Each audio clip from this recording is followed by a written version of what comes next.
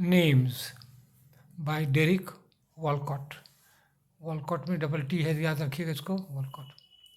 Question number देना है, names by Derek Walcott, the poem that shows the importance of identity. ये important word है, identity. Identity means knowing the answers to the questions. क्या क्या है? Name क्या है, मदर का नाम, फादर का नाम, native place, nationality, profession, hobby etcetera, ये सब जानना है। इस आइडेंटिटी पता लगाता है, बताता है। अब हम पेज 2 में आ रहे हैं, ठीक है। और यहाँ पर क्या कुछ छूट गया? Walcott is a Nobel laureate, ठीक है। 1992 में उसको नोबेल प्राइज़ मिला है। Through the poem names he shows the pain of, page 2 में,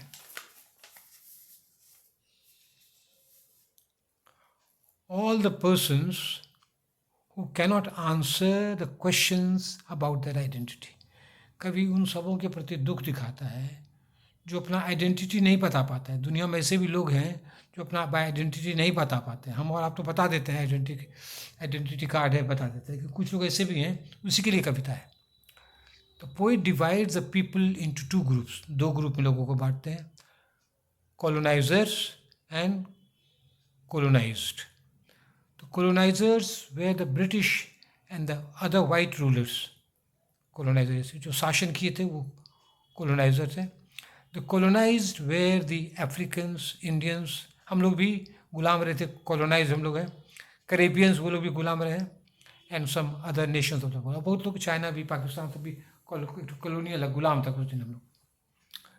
Walcott shows the suffering of the colonized in this poem names। और इसमें इन लोग colonized का सफरिंग दिखाता है। द फियर, अब पेज 3 में आ गया, fear of the x rulers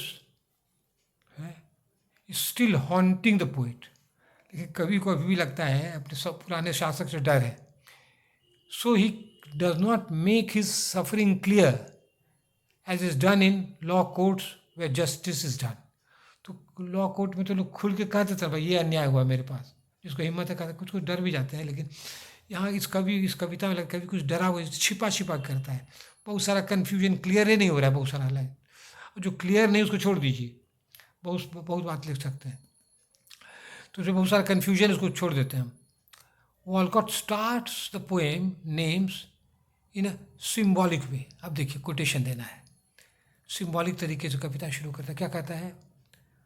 my race began as the sea began. जब समुद्र शुरू हुआ तो हम लोग का रेस शुरू हुआ है। अपने रेस पर उसको गौरव है, अपना नस्ल पर। देखिए आप छोटी है, with no nouns and with no horizon. कहता है मेरे रेस को कोई नाउन, कोई एग्जैक्ट पता ही नहीं चलता कहाँ से शुरू हुआ है। इसको हम समझाएंगे बाद में। एंड विथ नो हॉराइजन, उसका कहाँ से शुरू पता ही नहीं चल रहा है। विथ छोटी में देखिए, छोटी है, विथ पेबल्स अंडर माई टंग, उसको हम समझा रहे हैं। The lines show the uncertainty of identity, यही important। In grammar, noun is the name of a person, place or thing। Noun क्या होता है? A noun has identity। A noun identity, कुत्ता है, घोड़ा है, हाथी है। But the poet and his race have no identity। यही important है। पोएट को अपना आइडेंटिटी नहीं है, उसके नस्ल का आइडेंटिटी नहीं है। A similar idea is experienced more clearly है ना, देखिए, और कंपैरिजन तो देना है। तो ये बात को और क्लियरली इस कविता में होती है जिसको कह रहे हैं, पेज 4 में हमारे। देखिए कितना ये बहुत पावरफुल पोएम है। I travelled to a distant town. बहुत दूर हम गए शहर में। I could not find my mother. मेरी माँ वहाँ नहीं थी। माँ का कहाँ मेरे को पता नहीं। आई could not find my father. मुझे अपना पिता का भी पता नहीं चला, कौन हमको जन्माया है, कोई इसको ठिकाना नहीं। आइडेंटिटी को कहते हैं। हुज एंसेस्टर एम आई, हमारे वंशज कौन थे, ग्रैंडफादर, ये सब कुछ हमको पता नहीं है। तो ये है आइडेंटिटी। ऐसा भी होता है इस दुनिया में, कैरिबियन पोइट्री में है। द पोएट ये किसका है? ये जो है, ये कोटेशन जो है इसका है। द पोएट है ब्रैथवाइट, ब्रैथवेट, ठीक है, ये भी Caribbean poet. Walcott shows the punishment to the black children who could not speak English with a correct pronunciation. अब देखिए वॉलकॉट क्या दिखाता है, उन ब्लैक बच्चों को सजा दी जाती है जो ठीक से अंग्रेजी नहीं बोल पाते हैं। कैसे? देखिए कैसे करता है, पेबल्स अंडर देयर टंग, जी के नीचे छोटा छोटा कंकड़ रख देता है ताकि मुंह खोल के बोले बढ़िया। अच्छा, तो ये सब पनिशमेंट है। A stupid old way of correcting pronunciation was keeping pebbles under the tongue of a child. ये कविता में कोटेशन दीजिएगा। The poet has no meaning of his past. The poet has no memory. कुछ याद ही नहीं, past में क्या था उसको पता ही नहीं है। आइडेंटिटी क्राइसिस है। He sees darkness in his future. और भविष्य में भी उसको अंधेरा दिखाई पड़ता है। अब पेज 5 में हमारे हैं, पेज 4 में the names of his people, men, women and children are written on sand. कहते हम लोग का नाम तो बालू में लिखा हुआ है। The waves of the sea erase the names. और समुद्र का जो तूफान आता है ना, तरंग आता है, उसमें हम लोग के नाम को मिटा देता है। अब देखिए वेव सिंबल है, waves stand for nature, white man and time. अब समय से उन लोग का किसी का नाम ही नहीं रहता, सब मिटा देता है। The last 3 lines of the poem names, कहा है नेम आर मोस्ट पावरफुल। अंतिम 3 लाइन कविता का अंत और शुरू अच्छा होना चाहिए। आंसर का भी अंत और शुरू अच्छा कीजिए। अंत आंसर का अच्छा लिखने से अच्छा नंबर देगा। देखिए क्या है, tell me what do they look like. अब क्या है ये कोई टीचर कह रहा है बच्चों को, बताओ कैसा दिखाई पड़ता है। Answer, you damn little Arabs. गाली देता है बच्चों को, डैम गाली शब्द है, लिटिल छोटा छोटा बच्चा है, अरब्स ये भी गाली के रूप में है। अरब तो एक नस्ल है, देश है, लेकिन उसको वे लोग बुरा मानते हैं, वाइट पीपल के, बहुत जंगली होता है, इसलिए ये तो गाली है।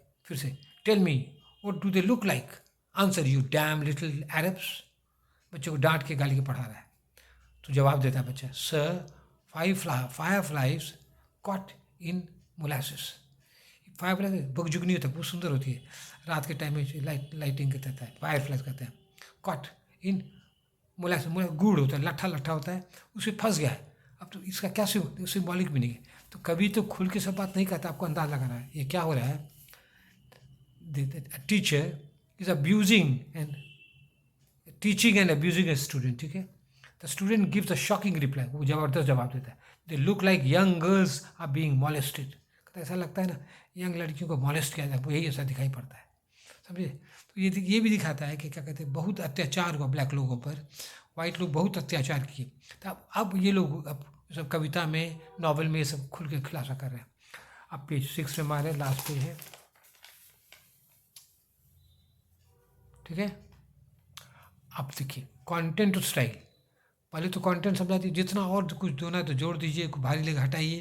कंटेंट में तो पोएम का समरी देना है, और समरी में सब बात समझना मुश्किल है, इसीलिए जो नहीं समझ के छोड़ दीजिए, उसके लिए माथा पे।